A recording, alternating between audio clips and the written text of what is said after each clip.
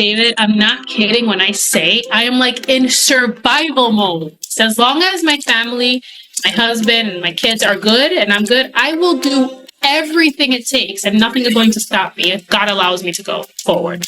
You have to take the good with the bad. That hit different for me. I'm seeing some success, thank God, but it hasn't been easy by any means. I've had deals fall apart. I've had so many no's. I've had great successes as well. So you got to take the good with the bad. So yeah. Absolutely. Listen, our whole job is to get through the no's so we can get to the yes. Shaneera, I wanted to thank you so much for being part of my Push Success Stories. It was so important for me to have you come in and interview you because you are a dual career agent, and there are so many dual career agents that just don't know how to get started and make that transition into real estate, and they're working hard, but they're not really having results. So I really want to talk with you about how you are having success. So before we get into that conversation, though, I'd love for you to tell us, a little bit about your 2 years in real estate and how you got into real estate. It's actually a crazy story. So I knew nothing about real estate. And then my husband started his business about 5 years ago now. He's been driving trucks forever. And he decided to become an owner operator and he started making good money. And I was like, wait a minute, I have a corporate job. Then I'm not going to get into the details about why I've been so disheartened with corporate. I have a master's degree in biomedical sciences. I have a great job. But a lot of things have happened. And I was like, there's no way. It's just not for me. And so I decided to get my CDL to drive trucks with my husband. And I passed the exam on the very first try. At this point, when it was time to just take the physical test, like to get up in the truck, it was a liability for the company because I was like 7 months pregnant. So I had to stop. They didn't let me get in the truck. So the plan was for me to have my baby. It was our first baby. And then come back and finish getting the CDL. I paid thousands of dollars for this already. God is good. And in between me stopping that and having my baby, I, through a family friend, learned about real estate. And I was like, wait a minute, I think I can do that. And David, I literally had my baby. I took the classes while I was in maternity leave. Wow. With between 3 months, I passed the test on the very first try by the grace of God. And then that's it. Here I am. Here you are. I love it. What an interesting story. The CDL. It's funny how things work out. Like you weren't able to take it because you were pregnant. And during that transition time, you learned about real estate. Things happen the way they're supposed to. Let me tell you, I read something, I forget where, but it said something about those who look will find. Yes. I knew that my 9 to 5, this just it's not for me, period. And I was looking, like, what can I do? And somehow at the perfect time, God put this in my life. And I feel like he planted a seed in my heart. It's the only way that I can describe it. And I love this and I love the possibilities. Absolutely. I love the fact, though, that you were able to pivot because there's this saying, like, you're not a tree, you can leave, right? Just because you had spent thousands and put all that time into your CDL didn't mean that you had to carry through with that. If you saw a different route that you wanted to go, you can pivot and look at what's happening because you did. So I think there's a message in that too. Yeah, and it was a hard decision to make because, again, I think I was like $2,500 in the hole with the CDL. And I had to make a decision. But I can't explain it. I thought about it. I spoke about it with my husband, and it just made sense for me to get my real estate license. And I had the baby at the time. So just logistically, right? Do I get in a truck and, versus having more flexibility with real estate, it just made more sense for me at the time. Makes sense. And how many kids do you have? 2. Okay. So you are a wife, a mother of 2, you're working full time, and you're doing real estate. Talk about that reality. Like, how do you juggle having so many balls up in the air? Yeah. So I think I said I was pregnant with my first. I was actually pregnant with my second when I passed the real estate exam. My oldest was 2.5, and I had just had the baby when I passed my exam. To be honest, David, it's very difficult. Like, you go on social media and we post all the great things, and by the grace of God, I am busy, but it's not easy. I am sleep late. I wake up by 4:30 with my husband. It helps that he gets up early to go to work, so I just get up with him. I don't have much of a social life, to be honest. There's very little balance in my life, and I know that this is the price that I have to pay right now to put myself where I want to be, and I am okay with it. So I don't know. Does that answer the question? It does answer the question, and I have to touch on something. There's an agent that I've worked with, and I just talked to her last week. Her name is Sabrina, and she's a mom, and she's doing real estate. And you mentioned that we get on and we talk about all the great things and the pretty things about real estate. What I love about her content is she's like, this is rough. Like I'm a mom, I'm working to do this. And I'm just kind of curious, have you ever thought about just speaking your truth when you do your real estate content, or how you are juggling and how hard it is? Because I know people will resonate with that. I should. And thank you for putting that in my forefront. I've thought about it. And I think I have. I started to mention, I put a long reel on Instagram about the realities of real estate and how actually it was sort of a really big win for me, because I've been sending mailers out consistently for, I think it's 6 months now. I'm on month 7, I believe. Right. And almost a month ago, I got my very first phone call from my mailers. So that was incredible. And it's a homeowner who purchased her house 4 years ago, and she's ready to put it back up for sale in the next couple of months. Nice. And unfortunately, it was a very sad story for her. She had a really not a positive experience with her first realtor. She felt as though she wasn't led appropriately when buying her first home, and a lot of issues with that. So it, a win for me, because she's trusted me, that I've stayed consistently in touch with her, and she told me that she really appreciated that. And yeah, so in terms of the positives and the negatives, David, I do want to mention that it's just a matter of getting the things done that have to get done, conversations. So yes. I have my corporate job. Yes. Very frustrating for me at the beginning of my career, because I'm obsessed with the ability to have the time uninterrupted to cold call, to set appointments, go out the same day and take a listing. Like that is, I feel like God put that in the center of my brain, and I see it over there, and I attempted that. But juggling my corporate job, husband and kids, I was kind of losing my shit. You can edit that out, but I was losing it a little bit in terms of, I have to take care of myself. I have to make time for my family, for my husband, right? Yes. I had to take a little bit of a step back. I still do those things, but what I started doing was, even while I'm at work during my break or whatever, I am prospecting on Instagram and Facebook. I am reaching out to my database. I am inviting them to my event. I am asking how they're, like, literally on my phone. I am having conversations. And this is how I have a buyer under contract and a buyer in attorney review right now. So it's really awesome. No, I think that's so incredible. And, what I have to say to you, and you may know this already, what I learned is that it's not about selling real estate. It's about following a schedule. And here's what you said. You said, I'm so busy with work and real estate, like I got to take care of me and I have to take care of my family. And so what I learned early on, Shaneera, was this. I would take my calendar, and the first thing that would be on there, the first thing I would put on was my birthday, August 13th. Like, I'm never working that day. That's my day. And then it's like, okay, wife's birthday, anniversary, trips we wanted to take this summer, like all the things for family went on. Then I had my work schedule, so I knew when I worked, right?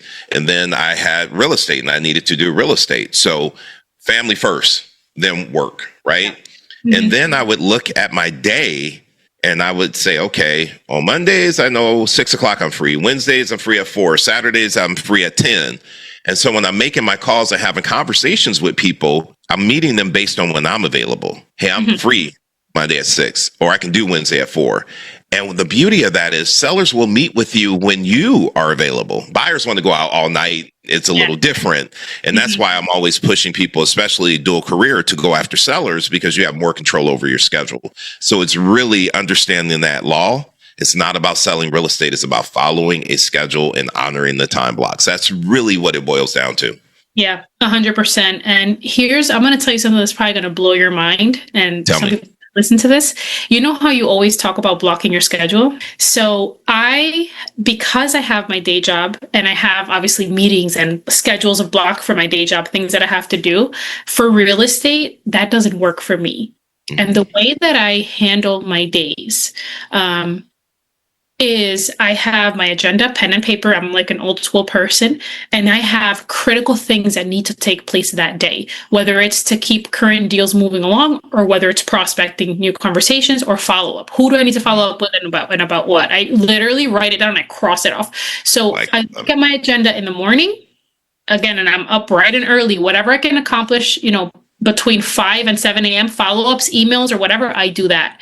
Oh, and then I look at my agenda again at lunchtime, 12 o'clock, and I prepare myself. Okay, this is the period of time that I can do this, because it really depends, David. For me, school pickup for the kids is in that day. It depends on the meetings that I have for work. So for me personally, if I put prospecting 3 times a week from 6 p.m. to 7 p.m., it's going to drive me crazy, because that day I might not be able to do it for a reason having to do with work or the kids.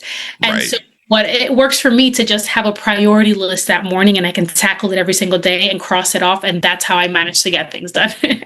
Well, listen, what works for you works for you. The best system is the one that you will use and the one that works. And I love that. And I appreciate that. Let me ask you this, though.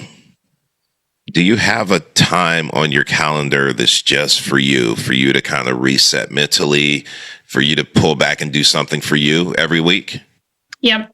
So that is bright and early. I told you, usually up between 4:30, latest 5, depending on the day. And I take an hour to exercise in the morning.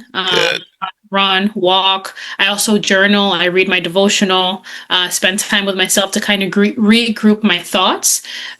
This process, David, of starting a business and working my way through corporate, and my goal is to leave it in the next 6 to 12 months, if not sooner. It's like a spiritual process. And the reason I say that is because I found myself, this is very hard. Again, this is the hardest 2 years of my life. And at the same time, it's like that saying, like, you have to take the good with the bad. Like in the last 2 years, that means that hit different for me, because taking the good with the bad, I'm seeing some success, thank God, but it hasn't been easy by any means. I've had deals fall apart. I've had so many no's. The amount of listing appointments that went on that I did not get, or buyers that for some reason I had in my database. Next thing I know, they bought with someone else. But that happened through the conversations that I had, and all of those, negative things happen. I've had great successes as well. So you got to take the good with the bad. So Absolutely. Listen, our whole job is to get through the no's so we can get to the yes. We're going to always have a lot of no's. That is the nature of sales. So I love that you can appreciate that. And the one thing that I hope people heard, it's a matter of how bad do you want it, because everybody has 168 hours every week. What you do to make this work is you get up early. So, you can lay in the bed and sleep in and hit the snooze button 5 times. However, if your why is big enough, you get up and you get after it. And I definitely appreciate that hustle. So tell me, what brought you to Push Academy? How'd you find me in script practice? Like, how'd that develop? So I have a really great coach, and I learned about you through Instagram. I think I just saw someone reposted your reel or something like that. Okay. And then I had heard about you. And then Giselle, who's another realtor here in the area, friend of mine, also sent the link to your 5 o'clock script practice. And I actually found that to be so valuable to me. And this is why. I was prospecting for listings and all of that. And thing that I know for a fact that I need to continue to improve on is slowing down and asking questions. And you are like the first coach and the first person that I saw drill that down. And I was like, holy crap, like that's what I'm missing. It's incredible. You're so freaking good, David, when you're handling objections, when you're giving feedback to us agents during the script practice. Like, my goal is to go back and transcribe most, if not all, of those calls and have them in my freaking script binder eventually. You know what I mean? Yes. So that's how I learned about you. And then I've stuck with you because I you're good, man. You're good at this stuff. And it's Thank helpful you. to hear you, you know. When I grow up, I want to be just like David and the agents that have gone through push multiple times. So yeah, that was the biggest thing for me, was slowing down, asking questions. You know why I got good? Because I got all the no's you were getting. And I was like, I got to figure out, why am I getting rejected? What am I not doing? And so that whole thing that I drill down about, like slowing down and learning to pause and ask great questions through trial and error. Like when I started out, I got hung up on so many times. Like I could have easily given up because I'm like, this is not working. My broker can tell you she used to feel sorry for me because I'd be in there every day making calls and it wasn't happening. And I had to figure it out. And so everything I teach is based on personal experience. And so I appreciate you saying that. I appreciate that. Yep. So you mentioned, going on listing appointments before training, kind of shook your confidence a little bit. Tell me about that. Yeah, a lot, actually. It was awesome because I was getting all these appointments. And then the next step, as you know, is mastering that listing presentation, knowing and actually pre-qualifying, not getting excited about the appointment, but asking the right questions so that you're actually better prepared for the listing appointment. Are they actually motivated? What is their reason? Do they have to sell? What price do they want and why? So that you can then present that information and tailor it to them so you have a better chance at getting the listing. Love it. Here's what's interesting. I actually got my very first listing that closed January of this year from Circle Prospecting. That was really cool. Nice. And then I have a really cool pipeline of people from cold calling. I have a FISBO that I've already met with. This was July of last year. I just sent him a letter in the mail actually yesterday. I put it out because we've had a lot of conversations since then. He's doing updates to the house. He's told me he's going to work with me. So it's a matter of like converting him when he's ready. Right. And just a lot of people that, although they haven't relisted, I have the potential to work with them in the future. In terms of the now business, like calling, setting an appointment, going out, I have been busy with the buyers and have taken a step back from prospecting. I'm human. I'm telling you, this is not easy. I know. And I kind of burned myself out a little bit, maybe like 6 months back. So I have been, and thankfully I've been busy with buyers, but my goal ultimately is to get back on the prospecting horse. I told you 3 listings by December and you told me by September. So I have that in front of you, Dave. Yes, I love it. And one thing you just talked about that I love was this whole for sale by owner. Like you've been in contact with him for so long. And what I see is that we're in this day and age where even me, when I'm doing content, I'm being trained the first 4 seconds. If you don't hook them in, they're going to move on to someone else. And I think in real estate, when someone's talking to a FISBO, if they don't get the outcome they're looking for pretty quickly, they move on. For sell by owners, is all about the follow up in the long game and staying in touch. And so I wanted to know, like, what hadn't clicked with you before about follow up, and what do you understand about it now? Like, what is your process like for your follow up? Because it is so important. I almost feel like this is a loaded question because I don't have a perfect answer. Okay. And here's what I'm going to say. So when I first got into real estate, I found my coach. But it's so funny, David, because I feel like God is putting me through a process to teach me patience and to teach me that I need to master my craft. Yes. Rely on him, have faith, and trust the process. And the reason I say that is because I am obsessed, like I told you, with this idea of setting appointments, going out and taking listings. And at the same time, juggling what it takes to master my presentation, to learn better my listing presentation, learn better pre-qualification, to learn better how to explain to a seller why his house is not worth more than they think it is, right? Because every seller wants more money than they think it's freaking worth. It's in parts of communication. It's incredible. Like the ability to do this one day excites me so much. And I've seen that it's a process that I'm still improving on that. So it's easy because I feel like God gave me this vision, right? And at the same time, he's telling me you will get there, but you got to take a chill pill because you have your husband and your children and yourself that you to like, and you have a job, I still have a job that I can't just leave because, medical benefits are through me and all of that. So I have to do this strategically. That's right. So I feel like the follow-up, going back to your question about how do I do my follow-up, I have come to the conclusion that for me personally, right, what I'm doing right now is focusing on nurturing my people that I've been able to be in touch with, that haven't relisted, my sphere and all of that. Right. And there's no crazy follow-up. I have a CRM, so I have like a spreadsheet of all of my people. But in terms of the follow-up for the week and for the day, on Sundays and every morning, I take a look at that and I literally put in my agenda, send a CMA to Rich from whatever. That is how I do my follow-up. I just look at my database. When did we speak last? What was it about?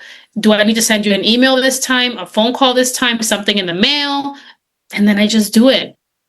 Well, the perfect follow-up system is the one you'll do and the one you're using. And if that's working for you, that's the one you stick with. I have my way of doing it. You have your way of doing it. What you're doing actually works. And you know how I know it works? Because you had a closing. You had a seller under contract when we first talked. You had a buyer under contract. You have active buyers you're working with, right? That tells me it's working. So keep working on that. I love that. I love that. So tell me a little bit about your social media. You mentioned that when you're working, you're kind of hustling in the DMs on social media. How's that really change your pipeline, focusing on the socials? And what are you putting out? Yeah. So real quick, I want to go back to the follow-up. Yes, for please. a second. The only thing I want to say is that, David, I'm not kidding when I say I am like in survival mode. I'm in survival mode. So I am doing the things that I need to do in straight up survival mode to be able to reach my goals of closing enough deals so that I can leave my 9 to 5. In a perfect world, when I do this full time, because it's only a matter of time that I'm doing real estate full time, I will have my time blocks for prospecting, for follow. Right. You know what I mean? I just want to quickly disclose, like, this is straight up survival mode real estate part time. So, but listen, I hope that gives you confidence to know if I can be in survivor mode and be doing more than full-time agents, man, when you let me loose and this is all I have on my agenda to focus on, this real estate, I am going to crush. And I know you will. I see it. Maybe you don't know, but I'm telling you, there are full-time agents that are not doing the production and activity you are, and they have all the time in the world. And because you are locked in hyper focus and you have your system, you're working that system and you're having results because of it. So keep it up. Stay encouraged. Stay encouraged. Mm-hmm. Okay. So tell me about your socials. Yeah. So the social media. So what I do is, and I've seen this, I've seen this advice from other like realtors on social media that they teach this stuff. Right.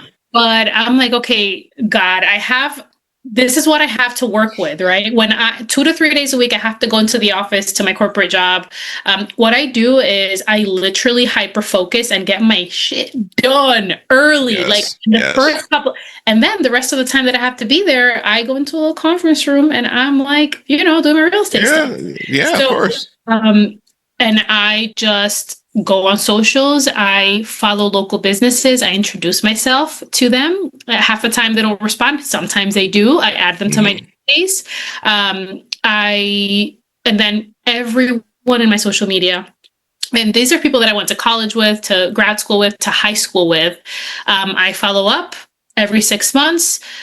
Sooner, if they give me a specific timeline, I take their information and I just put it on my CRM and then follow up with them that way. So, and then to find new people, like I said, I go to my city's page, find the local businesses, follow everyone. I look at who likes the stuff, David. I love it. I reach on prospecting literally on Instagram while I'm in my 9 to 5. So it's working for me. It's, again, survival mode for me because, again, do I want to be running out with buyers? I'd rather not. Right. I'd be home with my kids and my family nights and weekends. But for now, I am trusting the process, doing what I can. And this is what I can do. That's what you can do. I love it. And I love the fact that you're paying attention to who's liking your posts. I think a big mistake I see a lot of agents make is they do content and people are liking and commenting and they're not circling back and responding to those people and making sure that they're connecting. I know you're doing that. I know a lot of people could do a better job at that as well. Yeah. All right. So go ahead. So were you going to say something? Yeah, I was just going to say, Okay. like, it's crazy because sometimes you think you have to like go viral. I've never, ever, ever gone viral. And the deal that I just closed was a girl I went to high school with through Instagram that I just stayed in touch. And then months later, she contacted me. And I have a buyer under contract right now. I also went to high school with her, and through social media and, you know, me posting what I do, me reaching out periodically, she said, I already knew I was going to work with you because of that DM. And that was amazing. So you don't have to go viral. I just try to post consistently. I could do better at that. It's just a lot to freaking do, but I do post consistently. And then whoever likes, I go through the likes, like you said, I reach out to people, and I update my CRM according to that. And that's it. I love it because it's not about going viral. It's about creating mind share. And that happens with people seeing you over and over again.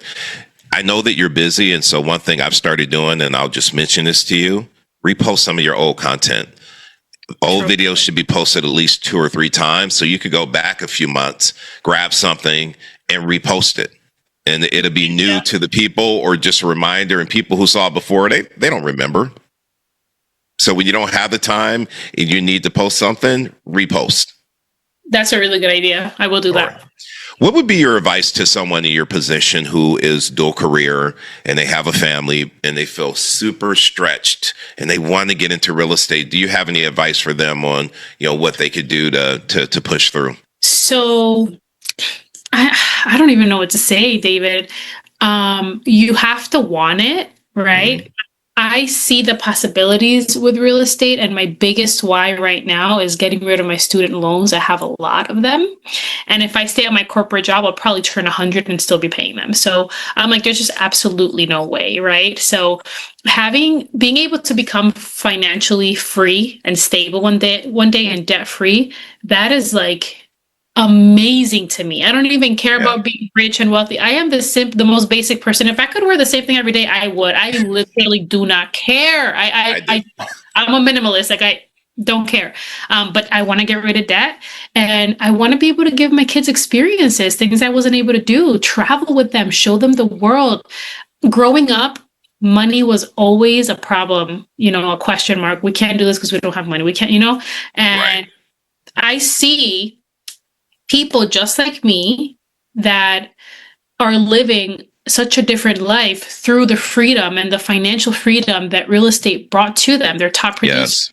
And I'm like, I'm sorry, but you are not that special. If you can do it, I can do it. And I'm going to do whatever it takes. As long as my family, my husband, and my kids are good and I'm good, I will do everything it takes. And nothing is going to stop me if God allows me to go forward. So I think the only thing I can say, David, is you need to have the reason why you're doing this. Because let me tell you what I'm learning. Okay. Yes. These are the growing pains that I feel like I'm going through. My seller just fell out of contract yesterday. Okay. And I'm understanding basically the last couple of months why, if real estate is your full-time gig, like, you absolutely need to have 5 or 6 under contracts at one time if you think you're going to pay your bills with the deals. Like, because it just falls apart left and right. Attorney review, I almost had one fall apart. Thank God it didn't. But I was like, whoa, that's crazy. And it's hard to find a house nowadays. That's right. That's right. So that's another thing. I mean, 1 or 2 deals just isn't going to cut it if that's what you're going to pay that's what I'm learning. If that's what I'm going to pay my bills with. So it's just a matter of having enough conversations to be able to help however many people at one time, so that a couple of those get to the finish line and you're able to sustain yourself. That's what I'm learning right now. Biggest advice, again, you have to want to do it because this is not easy. So a couple of things I heard you say. And first of all, you said, I don't know what to say around this. You said all the right things. You got to have a big why, and you got to be locked in around your why and know why that's important. And know when you're saying yes to the fear, you're saying no to your why. So you said a lot there. The other thing you said, though, was like, in order to make money in real estate, you have to have tons of deals going on at one time. And for me as a coach, Shaneera, like, I don't want to say it's frustrating, but it's a difficult conversation I have to have with people. I have full-time agents and I'm asking, what is your commitment every day for conversations? And they're like, well, I'm going to talk to 5 people today. I'm like, that's not going to cut it. 10's like the minimum. Like, it needs to be so much more in order to have enough conversations, to create enough appointments, to create enough listings, to get enough under contract. You have to be talking to a lot of people, and 5 just ain't going to do it. Yep. So I think you're absolutely right, and I appreciate you saying that. We're going to start wrapping up now, and yet there's this one word, reaping. Can you tell me what that means to you right now in your life, the word reaping? Sure. So I started real estate 2 years ago and I had no idea. It took me actually like 10 months to get my first deal. However, it was cool because I got licensed in April, and in August, through Circle Prospecting, wanted my first listing appointment, who then signed with me officially a year later, and I closed this January. So nice. The word reaping for me right now, again, it just goes back to what I feel God is trying to teach me, or I don't like that word. What is God teaching me? Right. Which is patience. Patience. I'm getting calls from the mailers that I've been sending out for a very long time. I am having conversations with people that I've been speaking to, and now they're working with me as their realtor. I'm finally seeing some of the result from the things that I have been doing. And honestly, it's like a really good feeling. And it's like, this is really difficult, but it's the light at the end of the tunnel to keep doing it. It will pay off eventually. So, yeah. It will pay off eventually. It definitely will. So, Shaneera, I have a question. And here's what I want to say before you think about an answer. I know I am not the perfect coach. I know that Push Academy is not the perfect program. I'm working to improve it and make it better every single day.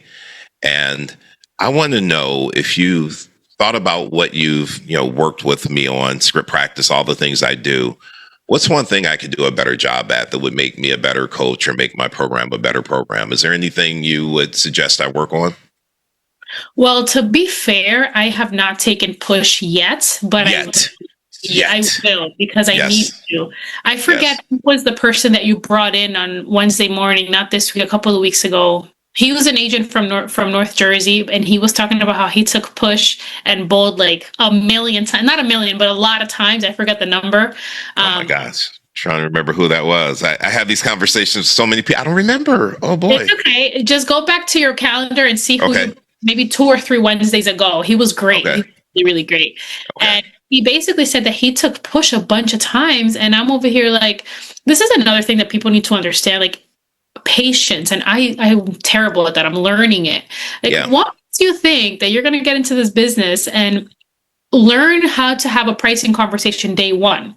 It's okay that you don't know how to have that pricing conversation day one. This is why you'll hear top producers like that person, who I hate that I can't remember his name, say, took Push and Bold a million times. And I mean, it makes sense. It's repetition. So to be fair, I haven't taken Push yet. But in terms of the script practice and call labs, I think they're great. I will say one thing I remember I got a lot of value from that I miss you doing is listening to agents prospecting, either yourself or other agents, and critiquing on the spot. Like that big one, that if you want to rotate it, I find a lot of value from that. I can definitely rotate that in. And let me tell you something about what you said with people taking Push multiple times. Have you ever heard the saying, no man walks through the same river twice because he is no longer the same man. It is no longer the same river. Have you heard that before? Yes, I have. That's what it is, because I've had people who've gone through Push, and the first time they went through, they were scared of their own shadow. So it was me just getting them to learn how to get comfortable being uncomfortable. Like, they didn't even hear anything about the scripting and the questions. And so they came through and they're like, now I feel more confident. Let me go through it again. And so then they started listening to the scripts and they're like, okay, I got the scripts down. Now I need to get better at the questions. Like, so it's, you grow. And so as you grow, you go back through it, and now you're a different person. So you experience it differently. And so that's why that happens, because you're growing. Yep. And the program grows because every time I do it, I ask for feedback. And if people say we like this, we don't necessarily like this, I change it. Yep. So I cannot wait to have you in Push. And let me tell you why. It's really built around some of the things you brought up. Learning how to have the uncomfortable conversations with sellers around pricing, learning how to ask powerful questions to get them to self-discover. Because if we're telling, we're selling. And if we're telling somebody something, they think it's our opinion. But when we ask them a question and they come to the conclusion, then it's fact. And so we practice that, we rep that out, and it's something that you have to improve on. 100%. However, when you finally sit down, Shaneera, at an appointment and you're asking questions and the seller was like, oh, okay, I get it. I got them. Mm-hmm. Yep. Okay. So I want to have you come back when you transition from being dual career to being in real estate full time, because you're going to have so much to say about how you did that. And then you're going to be able to show how you're winning. I'm so excited to have you come back. Will you come back? Absolutely. Of course. Yeah. Okay. And in the meantime, keep speaking your truth on social media. Talk about this transition, how tough it is, what you do, because there are a lot of people who would resonate with that. They may not be in real estate, but they may be working full time and they're trying to start their side business. You're going to attract people based on you're someone who's super locked in and focused, because I have to be. I would just speak your truth. Because all these people who are juggling multiple things that are like, man, if someone would just give me a shot, I know I can do it. They're going to resonate with you because you're doing it. I like that. I think I'm going to try it. Thank you, David. Yeah, don't try it. Do it. Yep. There's no try. There's no try, Shaneera. 100%. Well, thank you for your time. I really appreciate you today. And I'm so looking forward to you becoming a full-time real estate agent. You're going to kill it. I'm going to tell people to watch out when that happens, because you're coming to eat their lunch and they don't know it. I know it. 100%. But abundance mindset, there is so much enough for everybody out there. We got this, but yeah, watch out. And listen, that's why I don't mind talking about other coaches and bringing people in and sharing, because there's enough business for everybody. Like, 100%. I resonate with people because of who I am. Like, it's enough business for everybody. So respect. And also, David, you are really freaking good at your objection handling. You know what else? Another piece of maybe advice, however you want to take it, but you posted a reel months ago about how to handle the objection of, I think it was a commission objection, where you took out $3 bills and you were explaining that process. Yes. And wow, that is really good. And you don't hear that often. It's a little bit out of the box. Like, this is why you bring so much value to my life as a coach, is because you are witty with it. You're fast with it. And you just have really unique ways of even addressing the most common objections. So I feel like if you're looking, yes. I feel like if you're looking for content or to reach or even to attract more agents, I'm telling you, David, one of the things is addressing those objections, because you are so good at it. So do that. Well, here's what I'm going to say. You said that to me for a reason, because I just had a conversation with Michelle last night, and I said I was looking at my content, and the content that does the best is when I say, when the seller says this is what you say. Mm-hmm. And I said, I don't know why I got away from that. It's because I'm watching all these different trainings on what content to put out. I need to talk about what I know.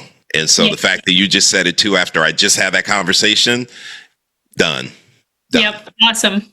You'll start seeing more of it from me. I appreciate you. Okay. Thank you so much.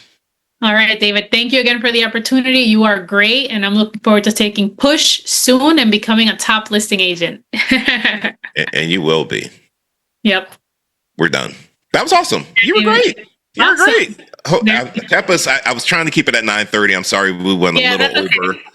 No worries. My next meeting is at 10, so that was okay. But I appreciate your time, David, and I'll see you at script practice at 5 o'clock. I'll see you at 5 o'clock. Okay. Take care. All right. Bye-bye.